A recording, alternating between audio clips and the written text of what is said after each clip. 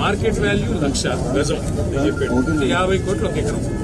అంటే దగ్గర ఇప్పుడు చూస్తే మొత్తం 50,000 కోట్ల ఆస్తి. 50,000 కోట్ల ఆస్తి. ఇది కేవలం ఇక్కడ ఉండే కొంతమంది బడాబాబులు, పెద్దవాళ్ళు, డబ్బులున్న వాళ్ళకి జస్ట్ 12,000 గజం ఉన్నదాన్ని 4,000 గజం ఇచ్చేస్తా అంటున్నారు.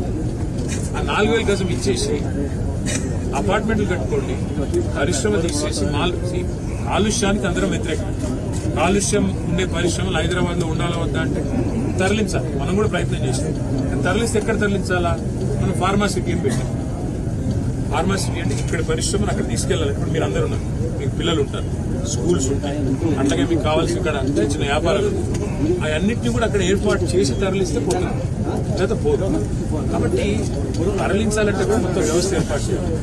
ఈయన ఏం చేస్తున్నాడు? ₹1,00,000 గజం ఉన్న దాన్ని కొంతమంది బడా సీట్లు 4,000 గజాన్ని వాళ్ళు ఏం చేస్తారు?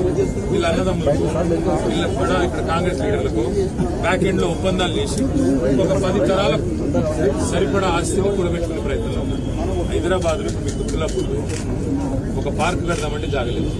అన్న చెప్తున్నాడు ఇందిరమ్మ ఇల్లు ఇవ్వచ్చు కదా, మరి మీకు ఇందిరమ్మ ఇల్లు కడతా అన్నాడు.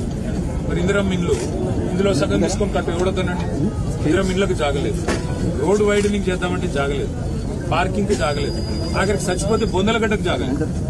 ఇవన్నీ ఇట్లా పెట్టుకొని అపార్ట్మెంట్లు, మాల్స్ ఇష్టం ఉన్నట్టు కట్టుకొని నేను పర్మిషన్ ఇస్తాను. కరెక్టా?